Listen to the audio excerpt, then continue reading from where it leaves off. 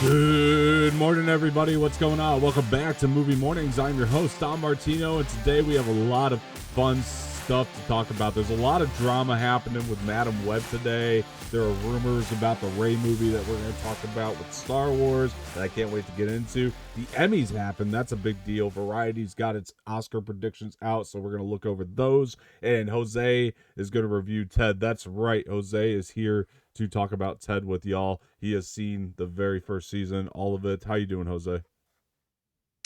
Doing great as always. Glad to be here doing these podcasts with you more consistently because I've missed doing this and I've missed talking to you guys and talking to you, Dom, of course, as always. Absolutely, man. I couldn't agree more with you. And there's a lot more topics than I would have thought to cover today. We're not even a week away from our last show. And I felt like this was going to happen with the strikes last year. Like that once they were over, like there was going to be like a huge news dump in 2024. And boy, have I been correct on that so far, because yeah, there's not even a week out, like I said, from the last one. There's just so much to cover, I feel like. And Indiana Jones is in our background for a very specific reason today, folks. And we're going to go over that too. Jose is going to see something very awesome that he hasn't been able to check out yet. So we're going to talk about all of that with everybody. But Jose, I really want you to get right into Ted, man. I'm so curious on this season. I have not watched it yet. Okay. I was going to review Monarch today, but I have not had a chance to finish it. I'm going to probably get to that next week for y'all. But Jose, take it away. What do you think of Ted? Uh, well, I'll just say this: it's a really good sequel to the or prequel to the movies. Um, Obviously, you follow the same lovable, cuddly, messed up teddy bear from the movies with Mark Wahlberg. Um, Obviously, in this series, it's following a younger John from 1993 when he was in high school. And yeah, it's basically just about his life in school with his teddy bear and how messed up his family is. Um, I honestly really enjoyed it. I honestly haven't. I told Dom this off camera. I haven't laughed this hard on a show in a very long time. Honestly, the comedy in the shows. I mean, Seth MacFarlane just knows how to do it. I mean, Family Guy, um, all of his other projects. I mean, they're just always so funny, and I just had a really good time watching the show from beginning. I literally binged the first 7 episodes straight, just because I couldn't stop watching it because it was just that funny and entertaining. And the music honestly just reminds me of Family Guy. Like it just has that same feel to it, and I love how it's set in Boston, Massachusetts, which is where some a place I used to live. Which obviously, I mean, as you guys can see, I've got my Celtics jersey on because I'm a Celtics fan, and I've lived there before. So I really liked how it was set there, and I just loved hearing their accents and stuff. And everyone just did a phenomenal job in their respective roles. Honestly, I had a lot of fun with it. Yeah, I mean, I think the concept is great, even though I haven't seen the show. Like, I think it's a great concept because who wasn't watching that first Ted film and thinking, what was their life like growing up? Like, Exactly. so the concept is perfect. I have no doubt in Oh my yeah. mind that the concept is going to work for me.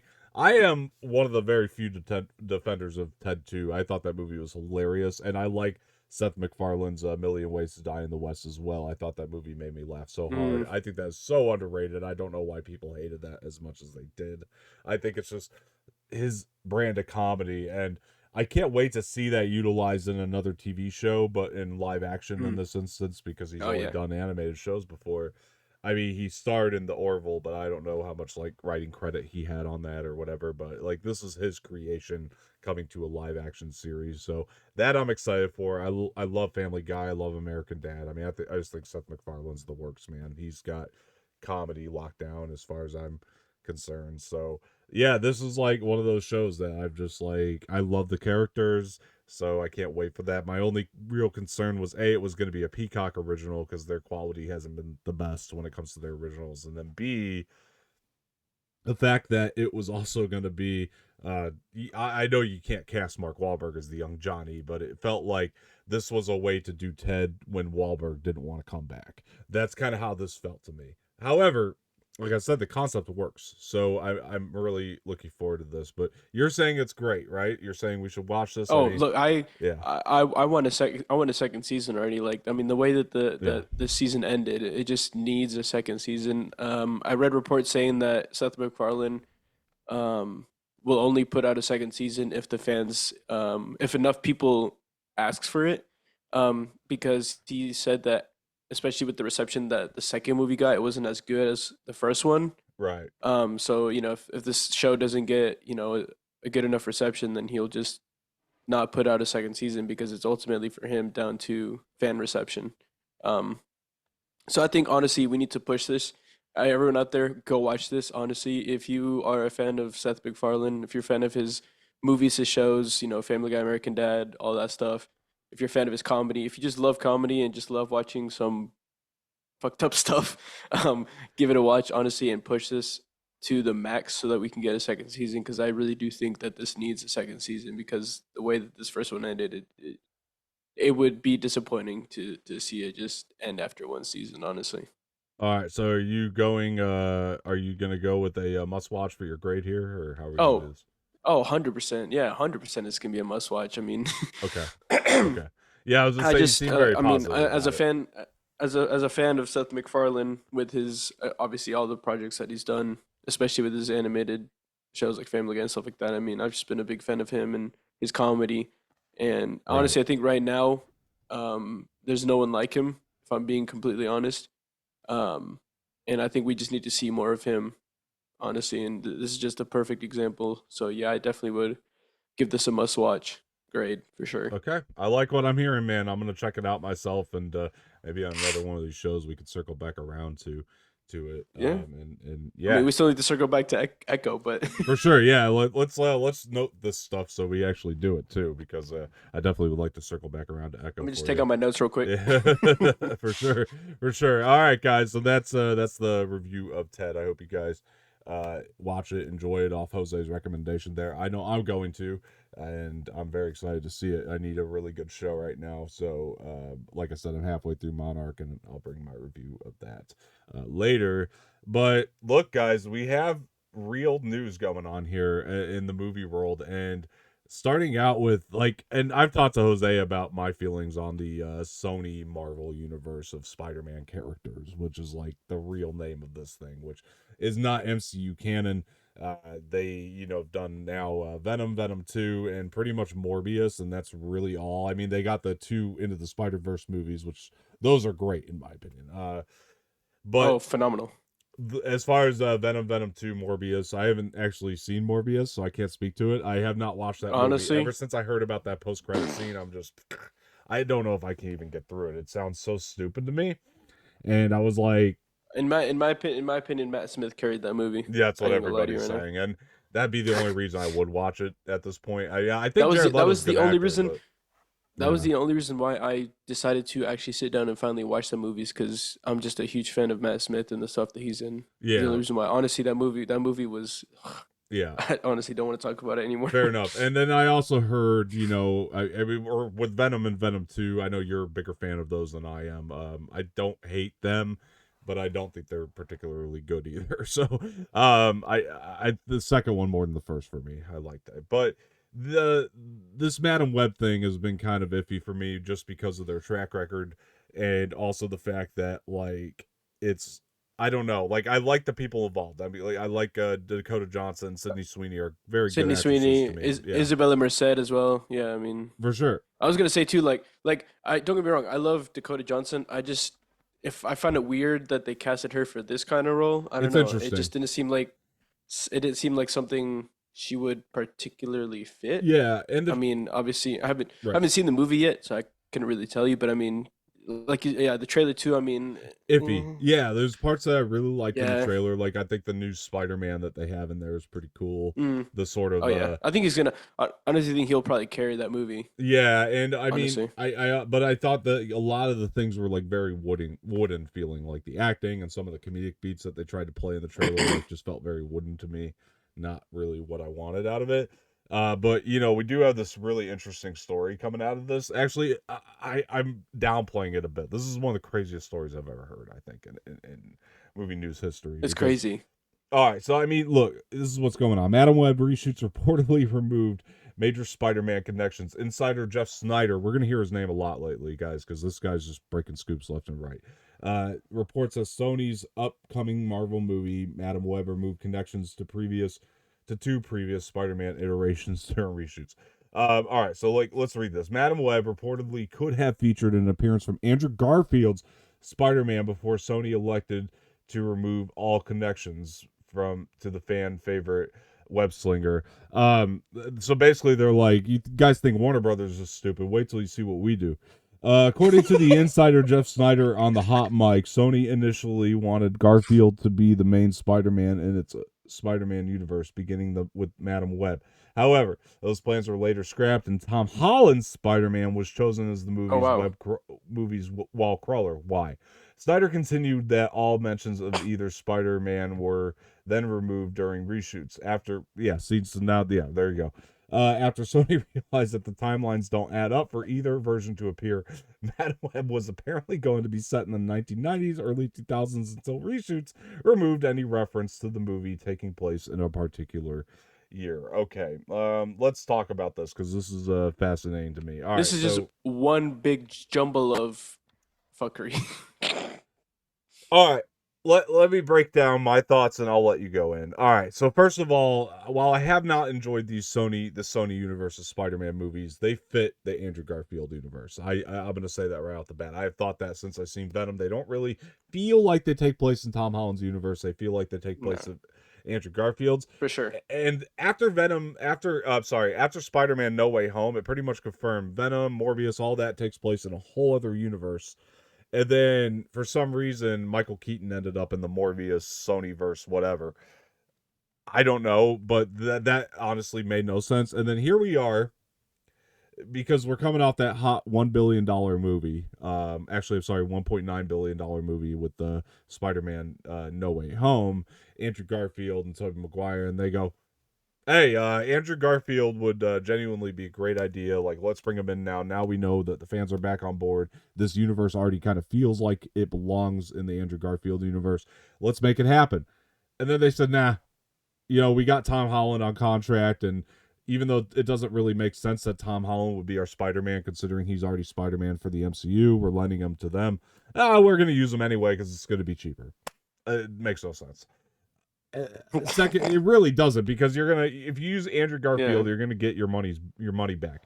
And then they're like, well, now we just don't really want this to tie into any of it, so let's take out any reference that's in the 1990s. Let's cut that right out of the movie, because Let's just not specify any year whatsoever, bro. This could take place in yeah, any year. because we haven't figured it out. That's essentially what it is. A, and then B, it's not only that, it's like, we're just, now our movie's going to feel like even more of a mess, because we're going to have scenes taken out of it, and audiences don't notice when we do that.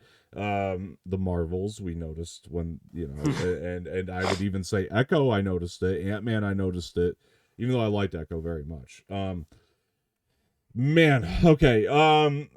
Yeah, Jose, what do you think? I mean, I know you kind of said this is a mess, but what do you got here? Um, where to start? Um, I mean, for starters, I totally agree with you in the sense of this would have been perfect for Andrew Garfield's Spider-Man, because he literally fits this like whole Sony, especially with all the projects that The the Oscorp Sony building is the Marvel, same like Oscorp building from his. Sorry, but go exactly, ahead. Yeah, I'll let exactly, you continue. yeah, like the whole Sonyverse slash Marvel projects. I mean, those all the ones that have been released so far, those literally fit Andrew Garfield's Spider-Man the best. Um, it's dumb that they scrapped. I mean, it's dumb that they scrapped Andrew Garfield. Well, I guess I don't know why they even considered to bring Tom Holland's Spider-Man. It makes really no sense. He's literally the MCU Spider-Man, but whatever. I guess like you said, it's cheaper, but Yeah, that's dumb. Whatever. Um, but I mean, like you said, to now just completely scrap both Spider-Man and just make this about whatever is, in my opinion, gonna make this a flop in the box office. Um, because no one's gonna. There's no purpose or meaning behind watching this movie. Well, I let's hope it's good. That's all I could say. Let's hope it's good. Let's hope that the I mean, storytelling can I'm outweigh. having my fingers crossed because Yeah, I've enjoyed more of the projects than I have not enjoyed the projects that the Sony Marvel yeah, verse has yeah, and I put think out. that's the way for So most people. Yeah, fingers crossed that this one's good. yeah, Do I think this will be a Venom 2? No, I think this will probably be more of a Morbius in my opinion. yeah, yeah. Um, It looks it, but but here's fingers crossed. Um, but I mean, yeah, I just think scrapping Andrew Garfield's Spider-Man, like I said, it's just gonna give no meaning or purpose behind this movie, and it's not gonna give any fans incentives to go and watch this movie. Like, who's who's realistically the one that's gonna be selling you tickets? I mean, yeah, cool. Dakota Johnson's a fairly big name, but like, if you would have had Andrew Garfield in there, that would have had people coming in left, right, and center, bringing you like so much more money. I Like, think they had the I, ball, they dropped it. Like I think that's exactly what happened here for whatever reason. I think Sony continues to make dumb decisions for this universe. Like whether or not like Venom and Venom 2 completely financially successful and people seem to really like them and show up and Venom oh 3 will yeah, do well also, I bet you. I also oh yeah. think the other thing and obviously and the Spider-Verse movies have done incredibly well for them as well. But I think regardless you can't not look at the story and like say that that's a smart way to go with what they did with Morbius, and so why are we going to screw it up even more is kind of where I'm at. Like I why totally not agree. bring in Andrew Garfield and then do your obvious win? Because regardless of the movie's good or not, people will show up. And they might even show up to Madam Web. I'm going to tell you why. I think it's because they're the only game in town right now for comic book stuff because Marvel only has Deadpool coming this year. So, or the MCU, Marvel Studios, so to speak, only has And Deadpool DC coming. doesn't have anything announced for this year, do they? Waller, but that's I don't even know if that's even going to happen. But we'll see. Uh, because yeah, the next year is going to be the DC reboot. So even if DC puts something out, it's not going to Well, do well. I mean, So this year the Sonyverse also has supposedly Venom 3 is supposed to be this year as well, Venom 3 and Craven both coming, right? So right? yeah, So so that's three projects from the Sonyverse right there already. yeah, hopefully if this one's bad, Craven and Venom 3 can pick it back up and we'll I see. mean, I have But super high hopes for Venom 3, because of how much I enjoyed the first and second, and yeah, also it's Tom Hardy. Like, come on now, he's yeah, literally the best interpretation of Venom that we've seen. yeah. Um, and I mean, Craven the Hunter, just from the trailer alone, I have high hopes for it as well. It looks really good. Um, so I Craven really looks do good to think me. that Yeah. yeah, I really do think Madam Web's gonna be another Morbius, and um, Venom 3 and Craven will be. I think the Craven Hunter. I'm not as sure as Venom 3, but Mhm. I have high hopes for Yeah. Craven. I think Honestly. Venom 3 is a sure financial hit, but Oh yeah, I don't know if Craven will be. that's another billion automatically Yeah. right there for Billion sure. is pushing it. I don't think none of them have made billion so far, so we're pushing it there. I don't know if it's a billion, but Close to billion. it's going to make good money. I can at least say that much. But listen, that's pretty much my thoughts on that. I mean, I think that Sony is just making bad choices here, but a studio that doesn't make bad choices all that often, at least when it comes to financials, is Blumhouse. And I was Mm. very excited to see what they could do with Exorcist, honestly. And they put director David Gordon Green on this thing, on that Exorcist Believer movie, which I was like, listen, David Gordon Green is he did great with the Halloween trilogy. I don't care what anybody says. I Oh liked his yeah, Halloween movies. I mean, you can yeah. have your opinions on him, but I liked his Halloween movies, man. I thought David Gordon Green was a good director. I didn't think his tone would match Exorcist, and then I saw the movie and I was correct.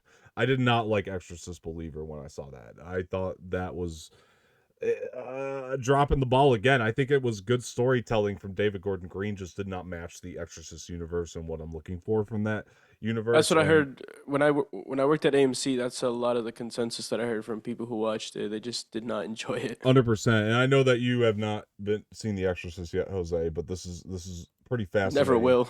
This is pretty fascinating stuff still kind of coming out here from this story here, and this is actually from Entertainment Weekly that we're looking at this. Exorcist sequel Deceiver loses director David Gordon Green as director. Film pulled from calendar.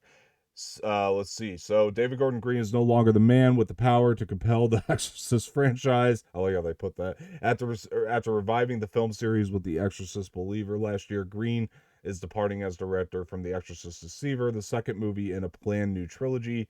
Entertainment Weekly has confirmed Blumhouse and Universal are now searching for a new Helmer, and Universal has pulled the movie from its previous release date of April 18th, 2025. Antoine Fuqua's Michael Jackson biopic will not take that date. Universal and Peacock announced back in July they had acquired the rights to make 3 new Exorcist films in what the New York Times described as a $400 million+ mega deal. The movies would be produced by Blumhouse and Morgan Creek, with Green, who had successfully overseen Blumhouse's recent trilogy of Halloween sequels, directing the new Exorcist installment. Now, whether or not, again, you like those Halloween movies or not, they made money. The Oh problem yeah. is Exorcist did not, and that's rare for a Blumhouse movie to not make money. I'm a David Gordon Green fan as a filmmaker. I don't blame Blumhouse for taking him off. The fact that that movie flopped is not good. And here's the other thing. I know people would be like, why not just scrap it? That's because Yeah, honestly, could have. Yeah, they paid true. $400 million for the rights. That's why they're not scrapping it. They want to make as much back of that as they can. So, yeah, and I get why they're going to continue.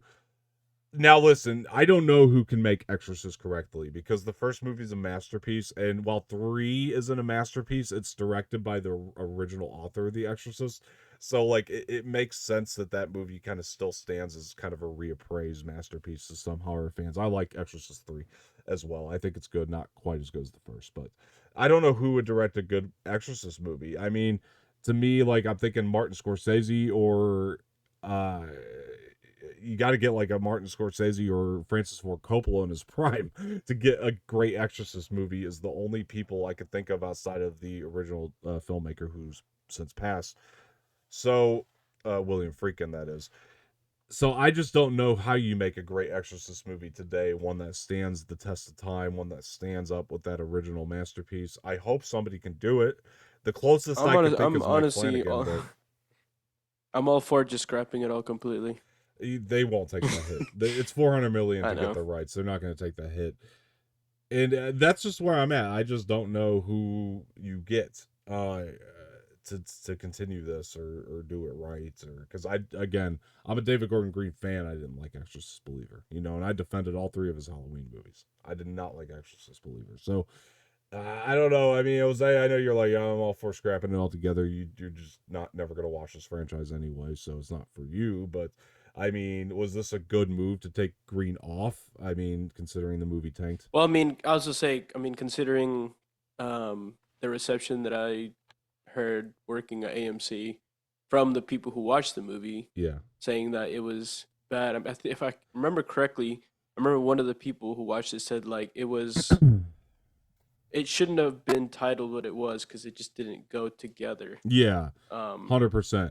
and so just hearing that alone, it was a good move. I mean, as much as I love, like you said, as Yeah. much as I love his Halloween trilogy, I do think that it was a smart move, Hmm. dropping him. Or I guess I don't know if he left or if they dropped him. I mean, the report says that he It left. sounds like, yeah, I Um, don't know. I'm hearing it both ways though from different people, so I'm not sure. Whether he left or he got Yeah. dropped, I mean, it was a good move either way because this one didn't do good at all. So it just wouldn't make sense him Yeah. trying to make the sequel and then it also tank and them not make any money from it. With the little amount of money that they Although spend on their movies I in was the gonna say first place. Blumhouse. Yeah. I was gonna say Blumhouse They spends like always little make to no money. money on the.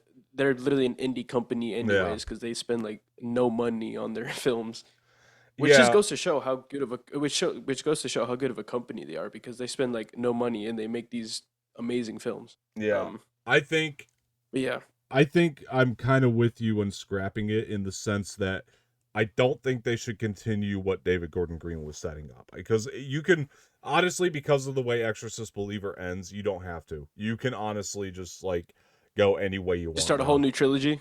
Maybe just do the 2 more that you were planning on doing. Call it the same trilogy and make a subtle connection maybe to that first movie, but you don't have but make it your own story overall. Because you're going to need a trailer that blows people away. I like the trailer for Exorcist Believer, but I heard a lot of people didn't. And so that was part one why I think a lot of people didn't show up for it, even the diehard Exorcist fans. I think Bro, I couldn't even. I could never watch that trailer.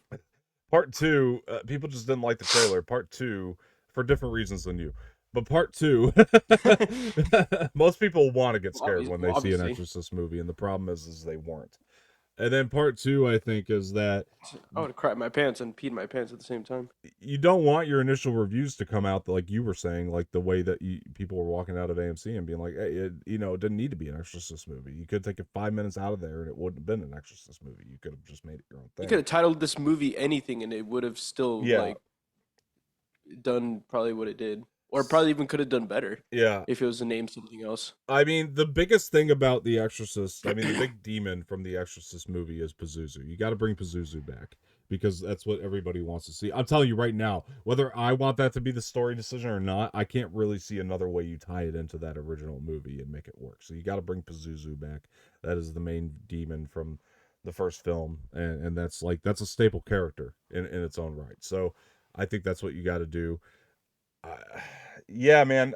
I don't know, man. It's kind of a shit deal for Green, but at the same hand, he will go make more original things. I know he will, and I'm really looking forward to seeing what he does next as a director. I think I wanted to see him get back to original stuff. Yeah, go ahead. No, I was gonna say I was looking up just some movie stuff, and I happened to come across this article. I don't know if you read about it, the Fountain of Youth movie for Guy Ritchie that he's making.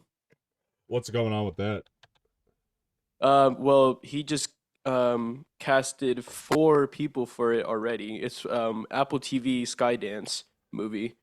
It's going to have Isa Gonzalez opposite John Krasinski, Natalie Portman, and Domhnall Gleeson.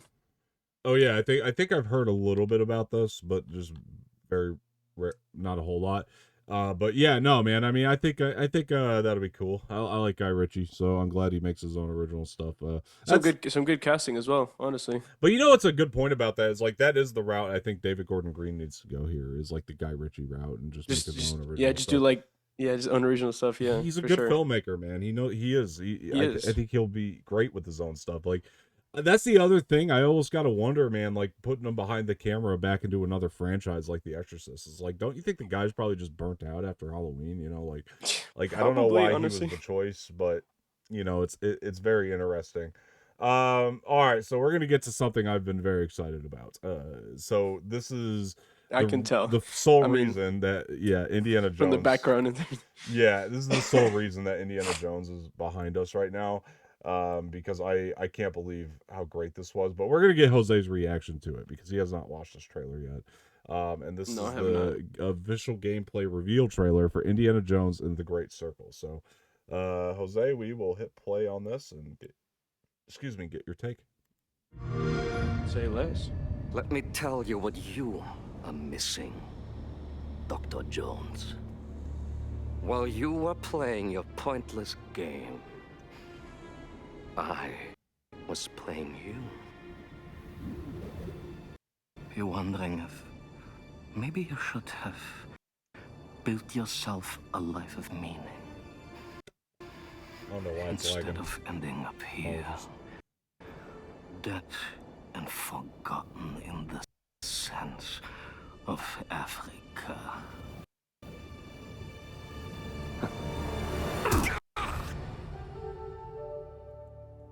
I'm still here. I'm just taking my camera off. Hopefully I'll select. Oh, you're good.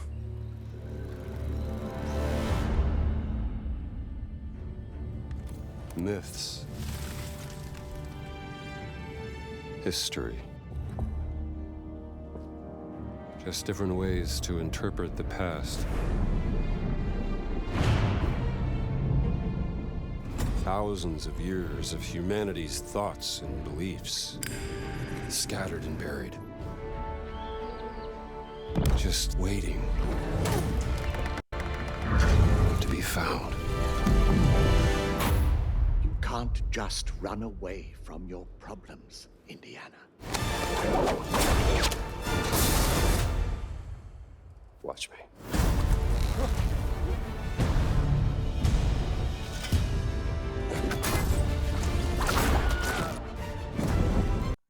Throughout history, mankind has built sites of great spiritual significance. If you were to draw a line through these ancient sites around the globe, you get a perfectly aligned circle.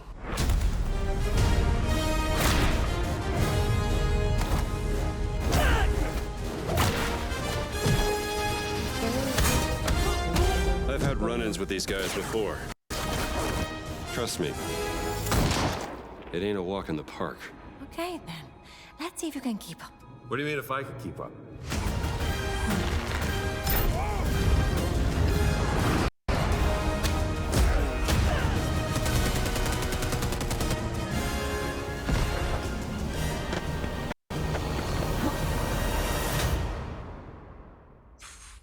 Patron of the fallen angels.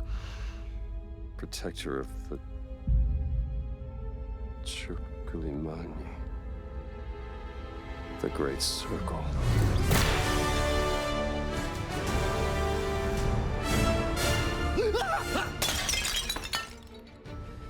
You have any idea how old that was? lot to love there. A lot to love in my opinion. So listen, For sure. I like Dial of Destiny. I'm not with a lot of the haters on that movie. I thought that was a very fun movie. I also don't think it was as good as the original 3. This to me looks even closer to the original 3 movies than that movie was. I think that this is the closest to Raiders I've ever felt like watching an Indiana Jones thing in a long time, I should say. And I don't know, Jose, you saw it. What do you think? Start off by saying that this gives me Assassin's Creed vibes with the whole, puzzles and the fighting sense of, there's that one part in the game where he like threw a hammer at someone, so that gives me a lot of like that stealthy killing people vibe. I've been waiting for like a new kind of action-y puzzle game like Assassin's Creed, and I'm glad that we're finally getting it for Indiana Jones. I feel like this is long due. Yeah. It looks the music sounds amazing. The gameplay looks sick. I mean, it looks beautiful, honestly. I'm glad that this one is going to be for all consoles Yeah. and PC. Yeah. Because you already know that I'm gonna be copping this and playing it. Yeah. Because it just looks like so much fun. And I mean, I think you hit the nail on the coffin, because this literally like reminds me of the originals. Honestly, like I feel like it's gonna, as soon as I play the game, it's gonna give me that feel. Honestly. Yeah. Listen, they were talking about doing maybe an Indiana Jones TV show at one point, and then the movie tanks, and then we hear that that's no longer in the plan. So I think that maybe gaming might be the way to go to tell new Indiana Jones stories. For sure. The other thing is, like, the graphics look insanely good. I gotta say, they look great. I don't know. Honestly, all that money that they wanted to put into the TV show, whatever, just put it into the game. I don't honestly. know. I don't know who this voice actor is they got to voice Indy, but he sounds fantastic to me. He's getting the He sounds mannerisms pretty down. close to Harrison Ford. I'm not gonna lie. It really feels like the character from Raiders of the Lost Ark to me, which is great. So yeah, maybe gaming is the better way to tell new stories other than doing a TV show, and I think people will play this once it comes out. I do think this game is actually going to do pretty well for them, honestly. We'll For see. sure. I hope so. I was so excited watching this gameplay trailer. So yeah, don't do the TV show, maybe do the games. And speaking of TV shows, we are going to get to the Emmys because they did air this past weekend. But Jose, I know that you've been watching The Bear. How far did you get, by the way, in The Bear? I'm on episode 8 of the first season. Okay. I think it's 8 episodes each season, so I'm Yeah. on the last episode of the first season. So you are, it's season 1, so it's been out for a long time. I'm gonna let you even talk spoilers on this, but I want you to start giving your Ooh. thoughts on what you think of The Bear so far, because I'm so excited you start watching. So this. should we give spoiler reviews? You could just spoiler- give your or spoiler warnings? thoughts if you want to. Yeah, spoiler Spoiler warning, warnings. folks. And You haven't seen it. Jose's going to talk about The Bear and his experience with this so far. I'm going to get up really quick. I'll be back in 1 second, but I'm going to put the screen Okay. on you so you can Alrighty. talk. All right, go ahead. All right, so yeah, like we said, spoiler warnings, you haven't seen it yet, but I will say this is a very interesting show, especially even with just the title of the show. I found it very interesting. I don't know why it took me this long to watch it. I guess I just kind of didn't know at first if I really would enjoy it, but I will say I have enjoyed it so far. I mean, the first 3 episodes are very chaotic. I mean, you've got um, Carmi, whose brother just died, killed himself, and he left him his restaurant in his will, and so now he wants to try and rescue this restaurant as best as possible with the chefs and everyone that have already been in this restaurant, and he actually goes and hires his own sous chef, who then eventually down the line gets to basically turn this place around and make it even better than it was, selling all different kinds of food, selling them pretty gourmet and fresh with a whole new system, each cook doing one thing in a station and staying in that station and not going and doing other stuff. They even had Marcus doing desserts when he used to do the breads for the sandwiches. He's now off doing like cakes and donuts and all this other stuff. And then you have obviously cousin who is Richie. Richie, who is Yeah. Carmen's quote unquote best friend. Yeah. Want to say it that way. Um, who's basically made it a nuisance on a lot of the people who have actually enjoyed having what's her name? Susan, the sous chef. Is that her name? I think. Yeah. I think that's no, her no, name. no. It's yeah. You keep talking. I'll think of it. Yeah. It starts with an S, but yeah. Yeah. Anyways, with Tina actually learning a lot from the sous chef, Yeah. and them having this whole system that actually works. You have Richie over here coming here and trying to just mess it all up and keep it how it used to be, back Mhm. in the day when Michael was running it. Yeah. And it's just right now where I'm at, it just went to complete shit. And like the sous chef has quit, and Marcus has basically quit, even though he didn't technically say it. Um, and then obviously you have the whole thing with Carmen and his sister, Yeah. Sugar. That's a whole nother mess right there. Yeah. That Him episode not, where everything goes to shit is incredible. The way that was shot. when they have and- when they had the to go orders and they just Yeah. like kept coming in. Yeah, incredible that, episode. That one right yeah, there. insane. Yeah. I'm not gonna lie to you. The first episode, I don't think I breathed once in that entire episode. Like, it Yeah. was so chaotic. Yeah. I just couldn't breathe. Yeah. Because there was so much shit happening. I just Yeah. couldn't breathe in that whole episode. Yeah. It's almost I was hard. like, oh, I was like, so this is how we're starting the show. Okay, Yeah. say less. Yeah, it's like it's almost hard to jump on board at first because it's so chaotic, but at the same time you're like, I can't stop because I need to know what happens. couldn't- next. Yeah. I couldn't. Like, I'm already on episode 8. Like, I literally couldn't stop. I've been watching it basically Yeah. throughout all of today, just back to back to back. And I mean, like, it starts off chaotic, then you come to like this cohesion, and now we're just back to this chaos again. Which, like, Yeah. I just like I like how this show is being told, the story. Yeah. All the actors are doing amazing in their respective roles. Yeah. And I've just, yeah, honestly, I've loved this show, what I've seen so far, and I just can't wait to finish it through and see how this ends. It's Um, premium TV. It's good. Man. It's really oh yeah, good. 100%. It is Yeah. one. It's something original that you haven't really ever seen before, and I love that it's getting the reception that it is, because it honestly deserves it. Yeah, it is insanely great. I can't wait till you get to season 2 because it's And the fact that it's a Hulu original as well. I mean, Hulu originals, man, Yeah. they hit different. yeah, it's so good, man. I think the performances are outstanding in it, and I've seen both seasons now, so I'm caught up. I can't wait till you finish it and update. I us can't wait on to finish how it, it's honestly. going for you because it really this show it rules, man. It rules. Sydney. Sydney, yes, that's the thank sous you. chef's Yes. name. So yeah, let's talk about the Emmys though. And so for those of you who don't know, we didn't have an Emmys last year because of the strike. So some of these shows are like you watched them ages ago, it feels like, that were, in the Emmys running, and yeah, it's fascinating to me. I heard the show was fantastic. I caught a little bit of the tail end of the Emmys presentation. And to me, it was like, it felt like a shit show to me, but people seem to really love the way that they structured the Emmys this year. I didn't watch the whole thing, but I did catch most of the winners already. But let's take a look at this and run these down anyway. And Wow, I'm looking at it right now. There's a lot of, geez, okay. yeah, Wow. all right. So 2023 75th Emmys Awards, even though this was supposed to happen. Let's go, Bear. Well, no, this was supposed to happen in 2023. So, yeah. So start with here, we're looking at outstanding comedy series. It's The Bear, and what's Bear. fascinating for this is that this is the Bear season 1. This isn't even season 2. So because this was supposed to True. happen last year, this is just them for season 1 winning this. So this is actually a really huge achievement. So yeah, all right, let's take a look at who won best lead actor here in comedy. Outstanding lead actor was Jeremy Allen White for The Bear. Nice. So yeah, fantastic for him. I'm very happy for him on that. I think that was the other interesting thing is like a lot of people were like talking about like how Bear was in comedy series. It's a drama, and like for me, I mean, it's got both, really. it does, but it's more of a drama, I would say. But I will Oh, no, for say sure. it was smart for them to campaign a comedy because they seem to really sweep in that category. So let's keep going with Oh, yeah. comedy here. We're going to take a look at best lead actress in a comedy series.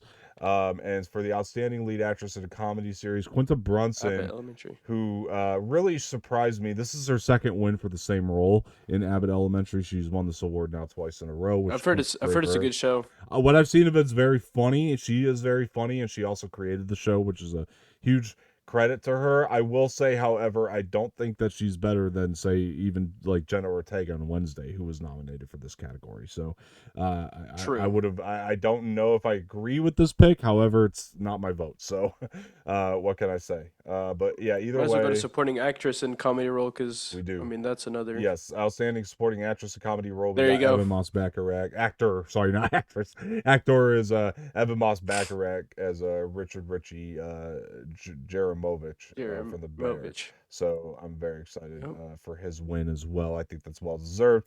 We're gonna go supporting actress in a comedy series. Here It's you go again. Ida Berry for The Bear. Yeah, The Bear really swept. It's really unprecedented what the show has I done. mean, there's another show on here I'm looking right now that's also swept in a lot of categories. Yeah, we'll talk about that here in a little bit. So, outstanding guest actor in a comedy series, we have Sam Richardson here for Ted Lasso. Ted Lasso. I need to watch that one too. I haven't seen that one. I need to haven't watch it. finished it, but it is a great show. I've seen at least the first season, so it My is a great sister's show.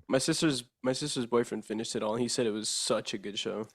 It was great. Yeah. So, for guest actor in a comedy series, or guest actress rather in a comedy series, we're looking at Judith Light for Judith Poker Light. Face. I haven't seen Poker Face. That's Ryan Johnson's show on Peacock. I have not watched it, and I probably should. I've heard nothing but incredible things about it. So looking forward to that. And then for directing in a comedy series, we have for The Bear, The Bear, of course. the episode review, which was directed by Christopher Storer. And then we are also looking at writing. We are also for The Bear, the episode system written by Christopher Storer as well. So The Bear really swept up in this category. So really fantastic stuff here. Congratulations to The Bear for all of the wins that it received this Emmy. True. All right, so now we're moving over to drama. We are going to look at best drama series for the Emmys. Succession, it was the big winner of the night. I was really pulling for Last of Us on this. I have seen all of Succession. It is a fantastic. That's show. another one. That's another one I need to watch as well. It's on my list. phenomenal. It's a masterpiece. There's no doubt about it. I do think I like The Last of Us more personally. My pull would have been for The Last of Us. However, I'm really, I mean, congratulations. I mean, honestly, what can I say? It's a great show. I mean, what Succession does as a show is outstanding. So, best lead actor was Kieran Culkin. Again. I was so happy for him. I would have liked to have seen Pedro win, but what Kieran Culkin did in Succession is honestly, this is well deserved. There's no doubt about it. Kieran Culkin was amazing in this last season of Succession. He definitely delivered his best performance thus far. So, incredible stuff. Best lead actress for drama series was Sarah Snook. I disagreed with this one. I thought it really should have been Bella Ramsey for Last of Us in this in particular category. I just remembered. I had a couple of my friends who told me that they actually could have seen really anyone play Bella Ramsey in like her character in The Last of Us. That's interesting. Like they really thought that like she was really not that good in that role, and they could have really seen it. I disagree with that. I because disagree thought Bella Ramsey 100%. I thought was Bella amazing. knocked it out of the park. I think they're nuts. She might not have won the Emmy, but let's be honest, she was nominated for it. So, I mean, you could say what True. you will. But it earned her an Emmy nomination. She was phenomenal in The Last of Us. There's no doubt about She it. was. Outstanding guest actor in a drama series was Nick Offerman Hey, for Nick The Last of Offerman. Us. So this is honestly, I think the moment we saw the episode, it's like, this is the pick. I mean, this guy's going to win an Emmy. Yeah. He was incredible.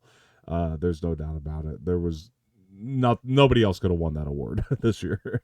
So for supporting actress, and it was Jennifer Coolidge. I knew it just because of White Lotus, yeah. God, everybody loves her in this show. I have not watched the show, Oh, yeah. but everybody loves her in the Everyone show. everyone just loves her in general, honestly. Yeah.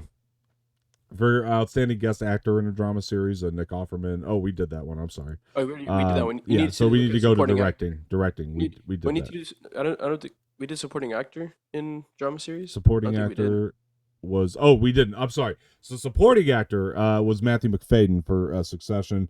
100% well deserved. I thought Matthew McFadden was absolutely phenomenal. And supporting actress in a drama was Jennifer Coolidge. Oh, we didn't do guest actress, so that's what we're missing. Guest actress was Storm Reed for Last of Us. So yeah, Which fantastic. makes sense. Yeah, honestly, 'cause yeah. She was amazing. 100% phenomenal. So directing was Succession for Connor's wedding. Yes, this is the absolute best episode in the whole season. This doesn't surprise me. And then for writing, we had Succession, Connor's wedding as well, for Jesse Armstrong, who's written the show. Let's take a look over here. We're going to jump over to limited anthology series or movie. See, that's one I want to watch. Yeah. This one. I saw the trailer for the show. Yeah, It looks it's really good. It's great. I have seen it. It's very good. I highly That's on recommend my list the as show. well to watch. Yeah, That's highly on my recommend list, yeah. Beef, guys. It's unbelievably good. But Beef did win for the outstanding limited or anthology series. And then for television movie, we had Weird, the Al Yankovic story. I absolutely loved this movie. I thought it was a very good movie. Highly recommended. If you haven't seen it, Daniel Radcliffe's performance is absolutely stellar in it. He plays Weird Al Yankovic amazingly, and the movie's just unbelievably hilarious. So like beyond belief. So yeah, I can't recommend Weird, the Al Yankovic story enough if you guys have not seen it. So for I am clicking on the wrong thing. For lead actor, You let's went see. to drama lead actor. Oops. So sorry about that, everybody. Bear with me here. Yeah, so lead actor in a limited or anthology series. We had Stephen Beef, Yeun. yep. This doesn't surprise me at all. He was absolutely outstanding in Beef. And then for lead actress, go figure, it was You had the Ali one from- Wong yep. as Yep. unbelievable performances from both of these people and their chemistry in the show. By the way, if you haven't seen it, the chemistry of Beef is what really struck me as being like just incredible. I loved their chemistry, and yeah, that show. I need to watch it. Awesome stuff. For outstanding supporting actor in a limited or That's another anthology one. series, yes, That's Paul another one Walter I Hauser. need to watch. Yes, I have heard outstanding I need things to- I about need to- Blackbird. Yeah, Same. I need to watch that one. And That's on my. I'm telling you, bro. I have like 22 shows Yeah. on my list of just ones I need to watch I love Paul that have Walter come out Hauser. in the last. They've come out in like the last 2 or 3 years that I haven't seen yet, but are like very highly rated that I need to watch. I love Paul Walter Hauser, whether it's from Cobra Kai or I, Tonya, or Ooh, Cobra I Kai. mean, he's incredible in everything he does, and he He was is. even awesome in Cruella. Man, he was hilarious in that movie. Oh yeah, I 100%. love Paul Walter Hauser, man. He's just awesome. I've seen Cruella like 4 or 5 times. Like that movie is It's amazing. great. It's great. For supporting actress, it was That's the Dahmer. Ooh, the Dahmer. That was a good one with Zac Efron as Jeffrey Dahmer. yeah. I did not watch that one. I need to watch it. But It's a good I bro. heard it's really It's good. intense. I've heard it's very It's good. intense. For directing, was Beef. Beef, yep, of course. Figures of Light was the episode that it won for, so very fantastic. And I'm guessing writing's going to be the same thing. Yep, the birds Different don't sing, episode they though. screech in Different pain. episode for Yeah. writing. Yeah, but Beef. So yeah, I think the biggest takeaways here were that Beef. I was gonna say it's like Bear and Beef, Succession. and Bear is basically swept in their categories. Honestly, Yeah. like Succession swept in drama, Bear Yeah. swept in comedy, and then Beef swept in the limited anthology. Yeah. So I mean, I think when we saw Last of Us, we thought that was going to be the show, but I can't deny that when Succession season 4 came out, that it was outstanding as well. I mean, Succession season 4 was incredible, guys. I mean, That's what I hear. That's what I hear. I hear that season 4 is like phenomenal.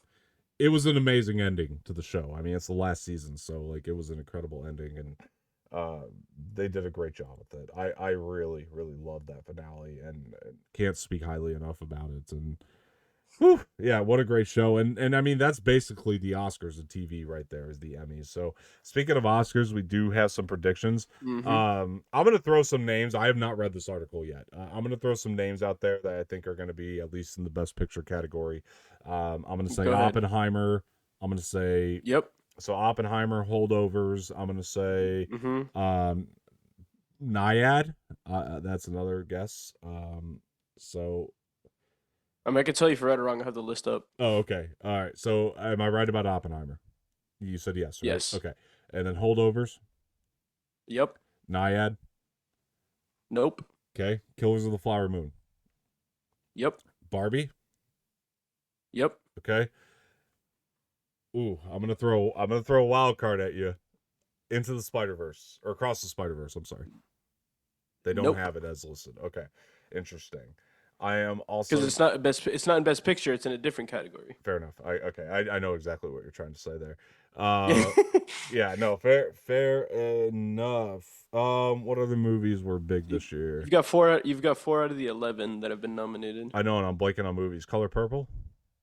Wait, no, there's only 10. Sorry, nope, that's not in there. Color Purple's not even in there. All right. Interesting. I don't think it got really. I don't think it got received that well. American Fiction. Because yes. Okay. That's one. Yeah, American Fiction is That's 5 out of 10. Yeah. I'm getting there. I'm thinking. So American Fiction. I am There's going one that came out to- recently that it was a pretty weird movie. Poor Things easily, right? Yep. Saltburn. I'm gonna go with Saltburn Nope. as well. Okay. Nope, not in there. Interesting. Yeah, I know Saltburn kind of had mixed reaction. I just figured, like, because Emerald Fennell's last movie got nominated, maybe they would throw it in. All right, so American. So we said American Fiction, Poor Things. Trying to. There is one. think- There is one that was technically an international film that got nominated for Best Picture. Well, it's not nominated yet, but I see what you're saying. Well, it's a Yeah, prediction yeah. for them. It's Was an it international. Godzilla -1? Are they predicting that for Nope. Best Picture? Okay. No, it's a lot older. Oh, It's an A24 film. Past Lives.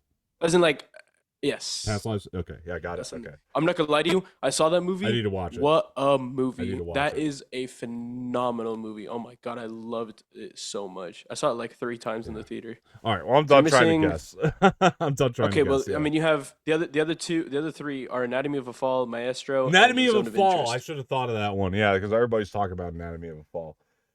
which is another. I haven't seen it yet. I need to watch that one. Yeah. Because Okay. the four I need to watch are American Fiction, Anatomy of a Fall, The Holdovers, and Maestro, and Zone of Interest. Sorry, Maestro. those They 5 think I need Maestro's to going to get watch. nominated for Best Picture.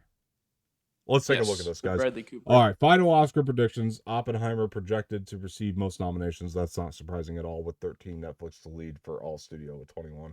All right, so let's take a look. Also at what they doesn't got. surprise me. All right, so for Best Picture, they're thinking, like you said, American Fiction, Anatomy of a Fall, Barbie, The Holdovers, Killers of the Flower Moon, Maestro, Oppenheimer, Past Lives, Poor Things, Zone of Interest.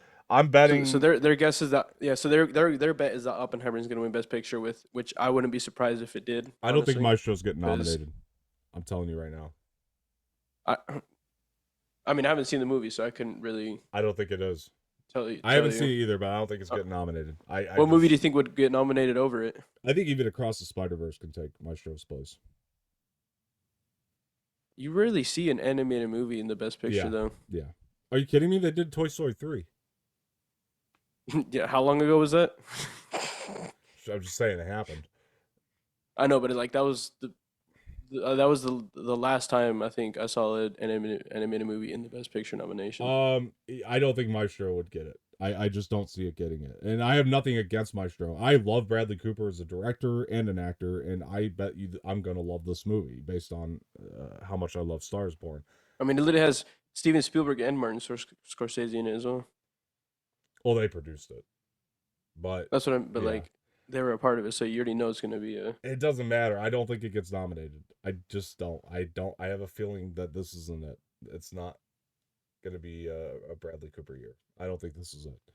I think Naiad could take its place too. Naiad's been highly raved about, so that's a Yeah, well, I won't possibility. lie. These other nominations don't really matter because I think Oppenheimer's gonna win it anyways.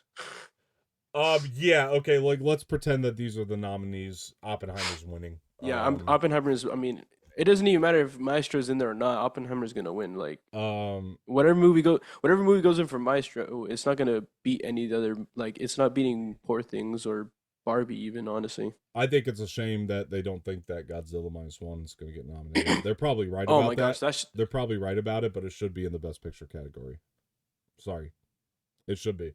There's no reason that movie should not be in the Best Picture category. Just throwing that out there. But yeah, man. that's the that's what pisses me off is you rarely see Japanese movies in the Best Picture nominations. I feel like you see them all the time. man. Um, That's no. why it's so surprising. What do you mean? Parasite won Best Picture. that was like one of like probably one of the only ones that I could remember that was Mm. Japanese that won. One. I mean, like, even like Dragon Ball, that one Dragon Ball Superhero movie that got received hella well was amazing and didn't even get nominated for Best Animated Feature. Oh, Pissed me you're the hell off. so 'Cause it was butthurt about that. Did they better campaign than for? so many Did of they those. campaign? I should have. No, did they? I mean, it I'm pretty sure. Well, who did who campaign? Who's the studio? Oh, I don't know what studio did that movie. Okay, well, you got to figure out they campaign, because if not, I doubt you're going to get these voters to watch a Dragon Ball movie if they didn't campaign for it. I'm just saying. I mean, who what? It's whatever. Honestly, I'm just saying it was so I'm much just trying better to than think of reasons all these for it. other. It's better than some of those other animated movies I got. I'm not saying nominated it's not. I'm that saying year. if they don't campaign, it's going to be hard to get these voters to watch it. That's my point. And that was their loss as well, which is what. Yeah. people were. All right. So for director, I mean, no surprises here, honestly. I mean, John- Christopher Nolan. I mean, come on now. Yeah, they're thinking it's going to be Jonathan Glazer's Zone of Interest. I'm not gonna lie to you. Yorgos Lanthimos. Yeah. My in these nominations, my second would be Yorgos Lanthimos for Poor Things. I won't lie to you. He'd be probably my second pick. Okay. No, I think it's going to be. I mean, Nolan. obviously, I still need to. No, Nolan's gonna win. I think second would be Mm, Yorgos Lanthimos Yeah. for me. I mean, I still have to watch. Zone of Interest and Holdovers, but honestly, Poor Things was just that good to me. It was so. Yeah, I definitely think it's going to be Nolan. My second would be. 100. My second would be Alexander Payne on this. I think that's my who I would guess if Nolan didn't take it, but it's going to be Nolan. I'm pretty positive. Have you seen Poor Things yet? No, I hear it's great. I need to watch it. Yeah, dude. I heard it's phenomenal. Whew. Yeah, I need to watch it. Actor in a leading role, we got Bradley Cooper for Maestro, Look at that. Coleman Domingo The for Holdovers. Rustin, yeah, Paul I didn't think Giamatti they for The win. Holdovers, Cillian Murphy for Cillian Murphy, wow. and Jeffrey Wright. So they don't think Okay. they don't. Oh, They don't think that well, Cillian Murphy will win. no, I agree Yeah, with they their don't think- pick too. I think Paul is going to win. I do think Paul's going to win for Holdovers. I need to watch. I need to watch the whole. I haven't seen The Holdovers. I just know that the way they're talking about that performance right now, I think it's Paul Giamatti. So, yeah, that's where I'm going with that. And I mean, yeah, I mean Coleman Domingo's real hot right now, but I don't think he's going to get it. I don't think. Yeah, because Bradley's he was gonna also get in The Color Purple. it. Yeah, I just don't think he's going to get it.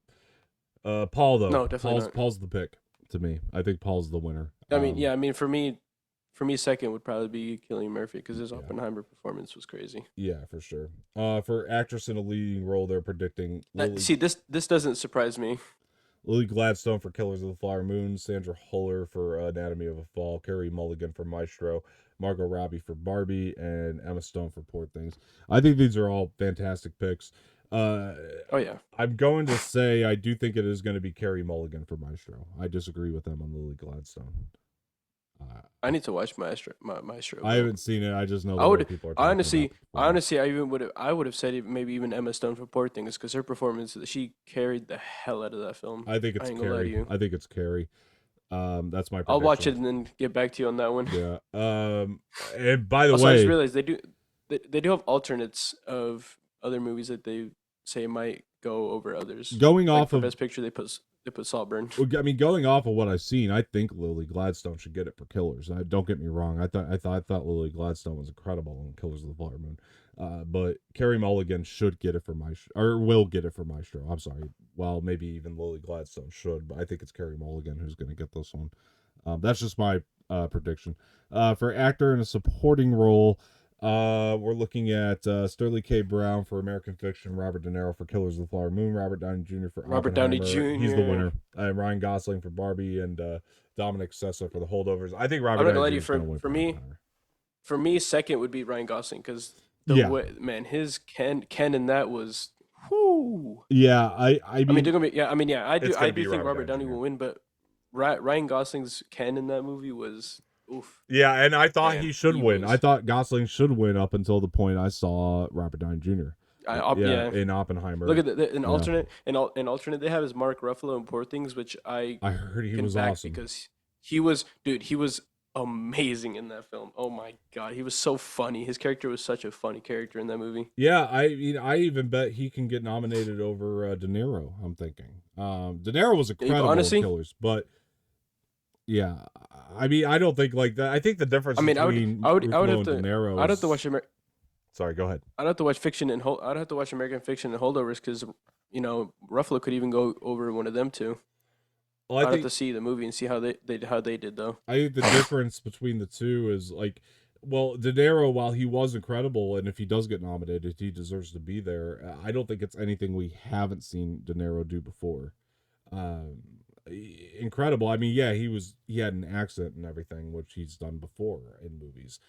So I think that Ruffalo could definitely slide in there maybe over De Niro. So I don't think any of them are moving other than him, if anything. So I hope Mark Ruffalo gets nominated for this, definitely, because I've just heard incredible he things. I should. know how proud he is of his Oh, man. performance for it. So, yeah. He should because I don't think I've seen him in a role like this Yeah. ever before. We can so we can it's cool to not see him get out of his comfort nominate zone. Robert De Niro for one Scorsese movie. Come on, he could sacrifice one nomination for Scorsese.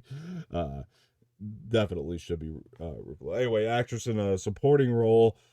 We have Emily Blunt for Oppenheimer, Jodie Foster for Naiad, Sandra Huller for Zone of Interest, Julianne Moore for May December. Really, Devine Joy Randolph. I watched May December. The performances are great. There's no doubt about it. I don't think. I mean, it's- one of their alternates is Danielle Brooks for The Color Purple, which I mean I've heard I great could things see about because Danielle Brooks. Yeah. Yeah. I think you should take Julianne Moore out of there just because this performance is. There's better performances, I'm sure. I'm gonna be who do you very think wins this one? Because I've literally only seen one of these 5 movies. man. I so would I even couldn't who really- wins it? Say, yeah, Jodie Foster. That's the guess. I'd have to. I need to watch Naiad. I haven't seen that one. Yeah. Granted, I haven't seen Holdovers, but I think Jodie Foster. Just the way people are talking about. her Have you seen performance. Have you seen Naiad before? No, I just heard amazing things, like Mm. stellar things about it. And I heard that Jodie Foster is absolutely incredible. And it's I'm gonna guess Jodie Foster. I know they're going to Devine Joy Randolph here. I'm gonna go against that.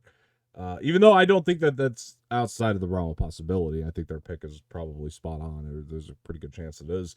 With Danielle Brooks for The Color Purple, obviously I haven't seen The Color Purple. I hear she's not as good as some people are saying.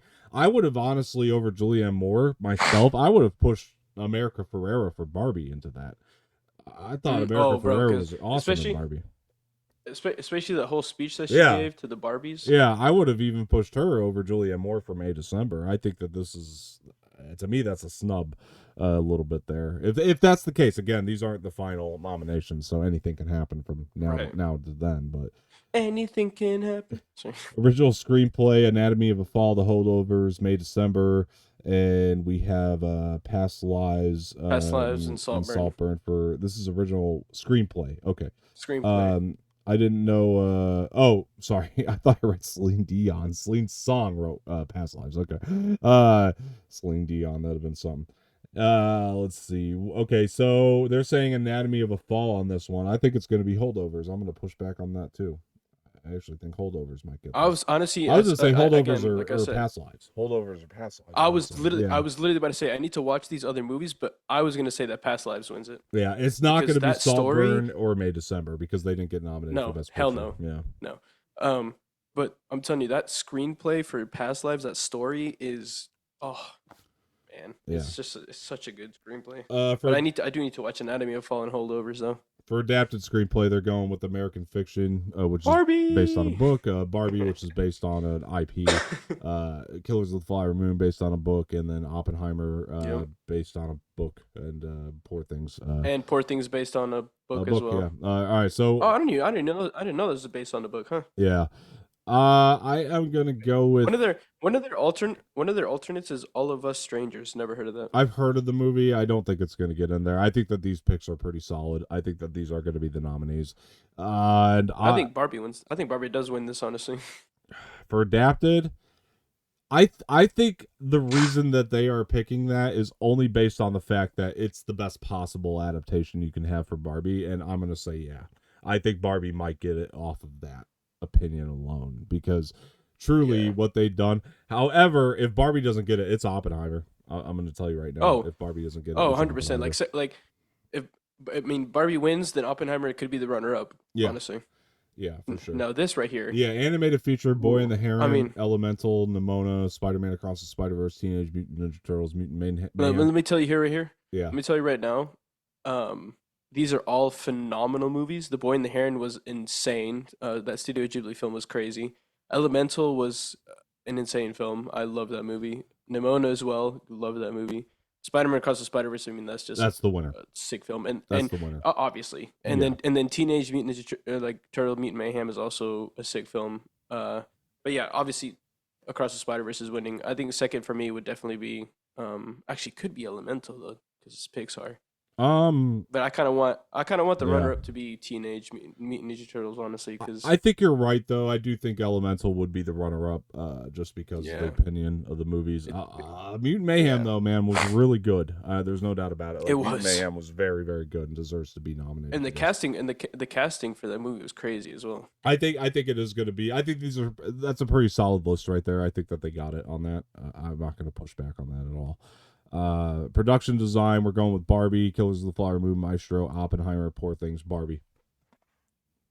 Yeah, I almost I want think to it's say that Poor Things could really, really push it here because For I'm telling you sure. right now, the Yeah. the production see design that. for this film was great. Like I get it's Barbie and like there's a lot of set you have to Okay. construct and stuff, Yeah. but like the I stuff get for it. Poor Things I as get well, it. like the design, like oh my god, the sets they had to build for the movie was crazy. I'm not gonna especially push the back on that locations at all. That they, bro, I telling you, just Barbie. I think Barbie will win. I think Poor Things will be the runner-up for sure. I think the 'cause- only reason I don't think Poor Things is going to get it is because I think that the voters in this category, Barbie is more of an everybody's movie as opposed to Poor Things is not. I True. think that they're going to vote Barbie on this for But that reason. I yeah, think Poor Things definitely gets a runner-up though. 100%. I mean, this one we don't even have to really talk about it. I mean, Cinematography. Oppenheimer's cinematography was crazy, bro. Man, I could see Poor Things though taking it too. And I was gonna say Poor Yeah. Things is another because the cinematography on that movie. But I think Oppenheimer wins and Poor Things gets runner-up again. I think Poor Things is gonna be. I getting think a you're lot of right. I think again it runner-ups. falls into that same thing I was saying, where the people in this category are probably going to vote Oppenheimer. I think it's a little more that, but Poor Things could slide in there. I'm telling I you, think. Poor Things is gonna get a lot of runner-ups in this. Yeah, I think that's a solid list, though. I think they're probably right on that. Costume design, Okay, Barbie. I agree with this one. Barbie, Killers of the Flower Moon, Napoleon, Oppenheimer, Poor Things. Poor Things wins 100%. It's probably going to be I'm Poor telling you, bro, Things, yeah. Dude, the costumes in Poor Things are crazy good. Let's take a look at film editing here. We got Anatomy of a Fall, Barbie, Holdovers, Killers of the Flower Moon, and Oppenheimer. I'm going to say... And I think it's gonna be Oppenheimer. Editing. I mean, when you really think about how much editing had to have gone into Oppenheimer, honestly. It's probably going to be Oppenheimer. I wouldn't put it past Barbie on this either, though. But probably When I gonna be think about it, though, I Oppenheimer. feel like there's more editing had to be done in Oppenheimer. Yeah, than no, I Barbie. think it is going to be Oppenheimer. I'm just saying I wouldn't put it past Barbie for this one. Barbie would be a runner-up for Yeah. sure. Ooh, Poor Things. I like how one of their alternates for that was Poor Things, which I Okay. honestly wouldn't doubt Poor Things being in the nomination list because again, the editing for that movie must have been. Well, I haven't seen Poor No. Things. I know how Yorgos likes to edit his movies, and I can maybe even see that go over Killers of the Flower Moon for that, just in that one alone. I mean, I think Killers of the Flower Moon is 100. excellent, but it's possible. Makeup and hairstyling. We got Golda, Last Voyage of the Demeter, Maestro, Oppenheimer, and Poor Things. Maestro only because I'm telling you right now, The Last Voyage of Demeter was such a bad movie. I heard nothing but like pretty bad things. about Yeah, that I've heard movie. mostly negative things on it. But I will say, I think Maestro is going to take it for makeup and hairstyling. I don't think they're wrong on that. Poor Things would be Yeah, my runner-up. I think but- again. I was gonna say. I think again. Poor Things would be. I'm telling you, bro. Yeah. Poor Things is gonna be runner-up in a lot of these categories, bro. I mean, it really could have been Poor Things year, bro. It really could have. for sure. For sound, we got. I mean, this one we don't. I mean, we don't have to talk about this. But it's Oppenheimer. Um, Come on. Now. Although Ferrari could be a close. I was going second, to talk I'm not about lying. Ferrari. I was going to say, wait a minute now, and I haven't seen the movie yet. However, if you've Neither seen have that I. trailer, ooh, Oh, dude, the it's sound crazy. design, the trailer alone. But okay, so yeah, they got Barbie, Ferrari, Maestro, Oppenheimer, and Zone of Interest for sound design. I'm going to say it's going to be Oppenheimer. I think you're right. I think they're Yeah, right. for sure. But Ferrari, I wouldn't put it And look, past. Yeah, But like one of their alternates was Napoleon, which I could definitely see it's going up possible there because yeah. I heard that the sound in I bet it's in great. Napoleon was yeah. Probably people like the movie more, but Okay. Well, I mean, this one, yeah, okay. for visual effects, they got Creator, Godzilla -1, Poor Things, Society of the Snow, Spider-Man Across the Spider-Verse. I think it is I a mean- mix between the Creator and Spider-Man Across the Spider-Verse. Spider-Verse, yeah. But let me sure. ask you a question. But I do think I do think Creator wins 100%. Are they going to take into consideration what Godzilla -1 did on a $15 million budget? Probably not. Okay, then fair. Let's be realistic here. probably not. I actually do think it's going And to be this is Spider-Man. this is also Godzilla -1's first nomination in their prediction. I think it goes to And Spider-Man. I though. honestly, I think it goes to Creator. If I'm being honest, bro, the visual effects in that movie were, I mean, don't get me wrong, in Across the Spider-Verse as well, because that is an animated film. I think it's Spider-Man. You literally use like nothing but visual effects, but I honestly like the Wait a visual minute. effects that they did in Creator. Let me look more at than something here. Across the Spider-Verse. They didn't nominate. They're not thinking Across the Spider-Verse is nominated for editing. That Film blows editing, my no. mind. No, but you know what they could be nominated for? I think it gets in and wins. I thought I I think thought visual editing was a thing, but I guess it's not. No, I guess that's no. a visual. I guess that's that's the only visual editing effects category more. they have now. They've condensed them all. So yeah, that's ridiculous. That needs to get into editing and win that category. There's no comparison when you're talking editing. It's Across the Spider-Verse. There's nothing You that see, and compared that's why editing-wise. but that's see, and now that I think about this more, visual effects. I don't really think you use many visual effects for an animated film. I think you'd use more for something like The Creator, because that definitely has more visual effects in my eyes. I Than can see Across where the you're coming Spider-Verse. from, but the whole thing's one gigantic visual effect in Spider-Verse, But I see Exactly. where Whereas you're The Creator coming has from. Yeah. hella multiple different visual effects. Like, Yeah. I think they should consider -1 for that budget and what they were able to achieve. I think it's incredible. But I'll go. Fine, I'll go. I like the how one of Creator their, on that. I like how one of their alternates for that was Guardians 3. Oh yeah. I don't think that would win even if it did get in. Yeah, no. I think it's a great movie without a doubt. But yeah, Ooh, original score. original Oh, dude, score. this- We got this- American Fiction, Killers of the Flower Moon, Oppenheimer, Spider-Man Across the Spider-Verse, and Saltburn. I'm gonna say it. It's I Oppenheimer. think it should go to Spider-Man. I think it I should think go to Spider-Man, Oppenheimer. honestly. Oppenheimer. I think Ludwig's score was I- better. Sorry. We're talking I prefer the scores. Spider-Man one. Yeah. No. I'm. If we're talking about scores that I've gone back to and listened to, I've listened to the Spider-Man one more than Oppenheimer. I'm telling you that right now. Okay. No, for me, it's been Oppenheimer. score wise.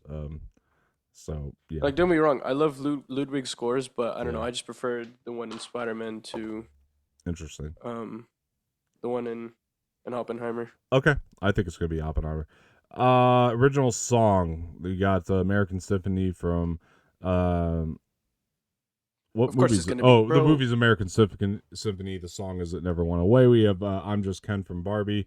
We have "What Was I Made Of For" course it's from gonna Barbie. be Billie Eilish. Come on now. Flaming Hot, Rustin.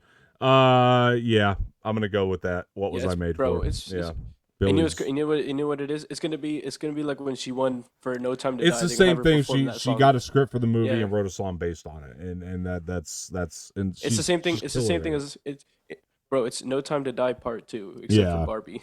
Yeah. Although for no. me, I won't lie to you. I think runner up is gonna be I'm Just Ken, because Yeah. how viral that song went, bro. The TikToks You're and right. videos and stuff that were used with that song, Yeah, and the amount of play you're that correct. song got is It crazy. it could possibly slip in and win, but I do think it's going to go to It Billy could. again. Nah, it's Billy, bro. yeah. Billy and Phineas, man. Come on, Yeah, they're just a I perfect think duo. that's where it's going. I agree with you. For documentary feature, they're gonna go with American Symphony, Beyond Utopia. I haven't seen any of the documentaries this year. I haven't seen either. gotta say I'm No, behind. I I haven't might try either. to catch up. I have heard. beforehand. I have heard the American Symphony is really good though. All from what I right, hear. something's up. They didn't even nominate -1 for international feature, and I think That's what I was ridiculous. gonna say. Yeah, like fuck. The other thing too, is, bro, you could put. I'm gonna say Zone of Interest wins this one though. But if these Oh, are I the mean, nominees, if these are the nominees, I was gonna say because Zone of Interest is the only one that I've actually heard of out of all these. Godzilla -1 needs to slip into international feature though. I'm sorry. If that's not in there, I'm gonna be a little upset. But just throwing it out there. For animated short, we have Humo, Letter to a Pig. They're saying Once Upon a Studio is gonna win. Pete, War's Over. I'll go with them. Once Upon a Studio because I haven't seen any. I mean, I haven't heard of any Yeah. or seen any of them. So For documentary shorts, they're gonna say it's they don't have a prediction. The Last Repair Shop. Oh, okay, yeah, there it is. Yeah, it's The Last That's Repair right there. Shop. I missed it. Perfect. Live action short, they are going with Strange. Oh, with Way Pedro of Life. Pascal. I guess yeah. This Oh, no, one. it's not Pedro Pascal, is it? Pedro Pascal's right there, so I don't know what he did that they're thinking. Oh wait, no, you know which one I think he was in? Which one? Was it this one? I don't know if you've seen The Wonderful Story of Henry Sugar. Oh, I remember that coming out. Yeah, That's the one with that Benedict short. Cumberbatch. Right, that's short. Yeah. You know, he's not in that one. No, it's Ethan Hawke. Him Oh, and Ethan Hawke wait. are in that short. Yeah. Dude, if that's actually the one, what is it called? Strange Way of Life. Wonderful. If that's actually them. Strange Way of Life is the one. I'm trying to see if that's the one that they're in. No, it is. It is. Strange Way of Life. Yeah, no, yes, that's yeah, Okay, that's the one well, that that's the Pedro one and that Ethan think Hawke is are gonna in. win. Well, with that caliber Yeah. of actor, I'm not surprised. I think the pictures. Look, I think the pictures above are the ones that they think are gonna win. Yeah, no, Well, except not for Barbie. fair enough. For some of them, at least. Yeah. Well, anyway, I think that their predictions are solid for the most part. I don't think they did a bad job on this. I think they made some pretty solid. I might have to predictions. watch. I might have to watch that Strange Way of Life now Yeah. with that casting. Yeah. Let me tell you what though. I do think Oppenheimer's the winner this year. I don't think there's a question about it. Oh no, I mean Oppenheimer's this year's Everything Everywhere All at Once. If we 100%. Yeah, no, but if we get to it and if we get around to it and Godzilla -1 slips into the nominees, I might change my mind. Of which one? Best Picture. If it slips into Oh. Best Picture, I'm gonna change my mind on who's winning. It's just not going. It's just not going. Oh, I don't think it I don't is. think I don't it think will. it's got a shot in hell in it. That's wrong. However, but I think if we see See, that, one now slip you in- know now you know how I feel about Dragon Ball Z. No, I don't. Godzilla campaigned. I don't know if Dragon Ball Z campaigned. Yeah, see, ddistributed by this company that is Japanese, whereas Dragon Ball Z also is from a. Right, but did Japanese they company, so I don't know why campaign they for didn't. the? Yeah, for I don't know why. Oscar? I don't know. I don't even know. That's the thing. That's what pisses me off is I don't know why they didn't, because that movie was so much better. Well, you got to find out if they did or not. Films that Find came out out if they that year. did, and then go from there. All right, If guys. they did, then they did an ass job at doing it. I forgot the graphic again, but it's time. It's time for the segment. Sup with Star Wars. Let's get into this, guys. That is the segment today that makes Jose chuckle, and we're going to have a lot of fun here because we are talking about Star Wars, and I got to get, kind of right into the big thing here, which is basically people. There's rumors swirling around that the Rey movie is not gonna be happening. However, this was luckily quickly debunked. We're gonna talk about Jeff Snyder's reports. So, and I'm gonna kind of run through this with you guys, and we're gonna go through it here. I think that this is an interesting article. This is coming from Star Wars Newsnet, and like I said, we will be hearing the name Jeff Snyder because he's been breaking scoops. So this is really interesting. So we know about the Charmin Obaid-Chinoy movie, which is the one everybody thinks is getting scrapped. So new reports suggest Sean Levy's Star Wars film may involve Rey as well. Let's talk about this. A new report from Jeff Snyder has included a few nuggets from the current state of Star Wars films, including the fact that Rey Skywalker may be part of Sean Levy's movie. In his latest newsletter, Snyder presented a notebook dump on everything he's been hearing about Star Wars lately. Perhaps the juiciest nugget is that Rey's return to the big screen might not just be in the new Jedi Order film, meaning that movie is still happening. Project from writer Stephen Knight and director Charmin Obaid-Chinoy. Snyder is hearing that Sean Levy's Star Wars movie may also involve Rey somehow, though he didn't provide any additional details. It should be noted here that Daisy Ridley said she was only pitched the story for one movie when she signed up Return, though added, that's not to say that's all there is. Could he be directing the sequel to the new Jedi Order movie? Let's move on. Levy's name came up because Snyder pitched him as a potential replacement for Charmin Obaid-Chinoy should Lucasfilm decide to part ways with her in light of the recent PR fiascos. Though he noted he doesn't think it will happen, Levy is currently focused on wrapping up the untitled Deadpool 3, which debuts in the summer. Late last year, Levy lined up another project with Ryan Reynolds at Netflix and is expected to direct one or two more episodes of the last season of Stranger Things. So Sean Levy's got a lot going on, is one of the big things that we're talking about here. But the other thing that's fascinating is, and I kind of listened to Jeff Snyder talk about it on the Hot Mic podcast a little bit, but he was going over how pretty much that it does sound like Rey is absolutely a character in Sean Levy's movie. Whether that is Daisy Ridley or not, whether it's an older Rey, he doesn't know.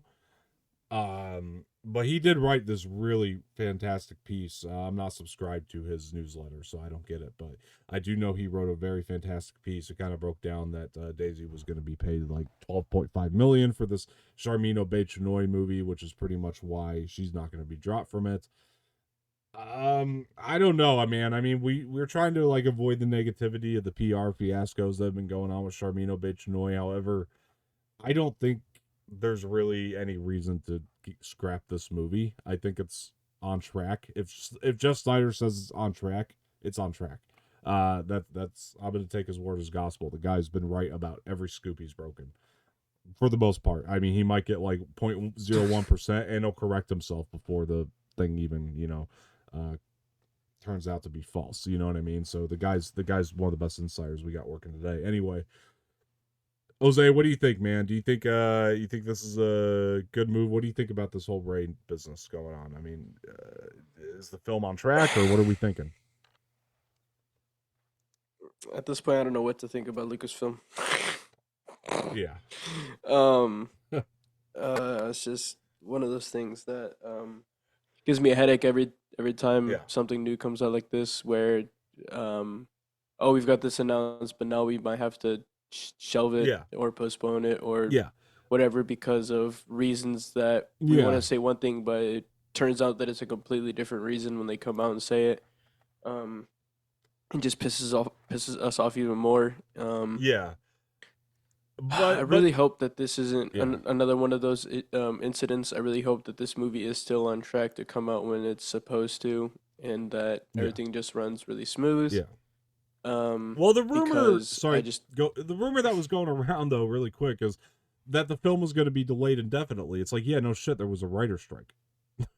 So we knew it was already going to be pushed to 2026. And according to Jeff Snyder, from what I hear, he's thinking that movie comes out in 2026, May. And he's saying that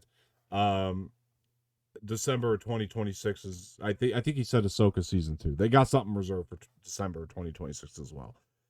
So I'm sorry, no, let me flip flop that. He thinks Ray's coming out in December of 2026, and he thinks Mando movie's going to come out in May of 2026.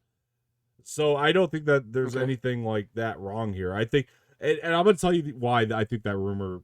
It's not false. It's not a false rumor. They're right. It was delayed, but that's because of the strikes. Like everything got pushed. Right. And I also think the other part of this, let me put it this way. Every other time we've heard a delay, what has Lucasfilm done? Shh. Exactly. gonna talk Kept about it. quiet. Not this Yep. time. Kathleen Kennedy got right out in front of this time around. She came out and she denied it right Well, away. And that's the difference. About time that she. Yeah. It's about time she grows a pair. Jesus Christ. Yeah. Anyway, I'll let you continue what you were going on about there, but yeah. No, I mean, if this movie is set to still release in 2026, I mean, that gives them plenty of time to just fix if there are problems, any of these problems that they might have Yeah. internally with the project. Yeah. I really don't want to be hating on Star Wars more than I already do internally. Yeah. Because it really hurts me Yeah. to do so. Yeah. And I've said it once, I'll say it again. Disney is just, I don't know, man. Disney's one of those companies, man, that they seem to always find a way to mess with the stuff that we loved so much. Yeah. And it just seems like they seem to just be doing it to all these big franchises. Let's say it's December 2026. Like, let's say Jeff Snyder's right, and he probably is, because he usually is. Like, let's say he is right about this. If it's December 2026, part of what his scoop that makes me really hopeful. Let's say there is a problem between Charmin Obaid-Chinoy and Kathleen Kennedy, and it doesn't sound like there is, but let's say there is. What gives me hope is the fact that this article said, if for whatever reason Charmin is to leave, Sean Levy comes in and just takes over the directing. They got it planned. We don't have to wait. Which again, Yeah. which I would actually think wouldn't mind Sean Levy coming in and taking over for them. I think that'd be a fantastic And, move, and we're honestly. getting a Sean Levy project on top of this that is going to involve Ray too. So I think that like all this stuff sounds good to me. This sounds like what we were talking about, Celebration. They got it lined up now. They're planned out. Their ducks are much more in a row than they have been ever. I'm actually, And- you know what? I'm actually now even more now than ever interested to see what Yeah. they announce at the next Celebration. Yeah. Honestly. Yeah, I think they'll talk a little bit more about this Levy movie now that the scoop has come out from Snyder, and I also think that they'll probably go into some more detail on that at the next Celebration. Yeah, man, I think that this sounds good. I don't think that there's anything to worry about. I think people need to pump the brakes a little bit on this Charmin Obaid-Chinoy thing, and like, come on. I mean, she didn't really do anything that bad. Like, well, all she said is that she likes making men feel uncomfortable, and this was years ago. It had nothing to do with Star Wars or even a movie she was doing. It was like nobody's like yeah. It's like Gina Carano all over again, bro. And it was a People joke. just It was a snub her joke. for stuff. The other thing, it was a joke. If Exactly. you watch the whole panel, what she was saying was a joke, and I think this is gonna go. And like I said, if for whatever reason she's removed, they have a plan B. They have a director in line. If for whatever reason, which I think is good, man, they're getting their ducks in a row. They're like, okay, so if we do They should have an definitely- issue, honestly, we they should got a have- backup. They should have backups for the backups of the backups. And they 'cause you might. never- They might. especially with Star Wars nowadays. You never really know. Yeah. Like they should have like plan A all the way to plan Z just Yeah. in case, because you Yeah. never know with them. I Honestly, don't what think a bunch of man babies on the internet is going to get this woman fired. I just don't. I think a lot of people are screaming and crying because she's a woman. I think that's it, and they're looking for whatever excuse they can to get her off this movie. I personally, I think that this is fine. I think everything's going to go out smooth. I think, yeah, we had a hiccup with the writers and directors strike. The only thing that fascinates me is that the word from Snyder last time was that Kennedy had to have a movie out by 2025, otherwise her job was gone. But And- I do yeah, think exactly. she may have a grace period because of the strikes that she had no control over. So maybe they are going to say, okay, May 2026, that's it. You know what I mean? So it has to come out by May 2026. We got the Mando movie going, which Snyder also confirmed is season 4 being adapted into a screenplay for a movie. So I think everything is fine. Like the fact that the Mando movie's coming out isn't making a mess like some people are making it out to be. It's like we were already going to go into production into season 4. We're just making it a movie now. everybody needs to pump the brakes and chill. There's no problem here. This is what this sounds like to me with Star Wars right now, is that they don't have an issue. Everybody's making a mess of this thing that's like not even a mess. I think we can get through it. I think we can handle it. The other thing I wanted to talk about Star Wars wise is it was teased all week that a Bad Batch season 3 trailer was coming. Still hasn't happened yet. Hopefully we do get it Fingers here crossed. really soon. So yeah, no, fingers crossed, 100% sure, for sure. I'm really hoping that happens. Yeah, you and I have been on the Old Republic adventures too together, Jose, lately, which has been like a lot of fun. I thought that was something maybe we can bring up here. I've been having a blast with that. And we might be doing that for some After Dark content here real soon. So very much hoping so. Yeah, we might get on some once we're done with the show. We'll see. Yeah, we've been grinding that game like crazy. For sure, for sure, my friend. All right, guys, look, that's all the news we had today, but I want to thank everybody for joining. Jose, where can people find you before they go? Yeah, you guys can find me on all socials. That's Instagram and TikTok at Jose Espinel 5. That's all together in all lowercase. And also on YouTube, also as Jose Espinel 5, all lowercase, all together. Make sure you guys go over and subscribe. I post a lot of cool content over there, a lot of movie content and just like music and stuff that I make because I work in the film industry quite a bit. So if you guys like that kind of content, make sure you go over and subscribe. You guys don't miss any content. Absolutely, and you guys can find me at Dom_Martino_ on X, formerly known as Twitter, on Instagram, Dom_Martino_ official, and then you guys can please, if you would, go ahead and follow those Extract Media pages there at Extract Media blog on both Twitter and Instagram. On both platforms, it's exactly the same. So As he still has forgotten to change it to an X. Which one? Oh, I'm sorry. Yes, I The have one for forgotten the Extract icon for the X. Hey, man, I've been looking. I can't remember what website I was on. It might have been Fandango's official website or something, and they still had the Twitter logo on there. So I'm like, maybe we'll just keep it. That was my thought. But yeah, anyway, guys, look. Yeah, you could. Well, we're gonna get out of here. I've been Dom Martino. That's been Mr. Jose Espinel, and we will see you guys next time. Later. See ya.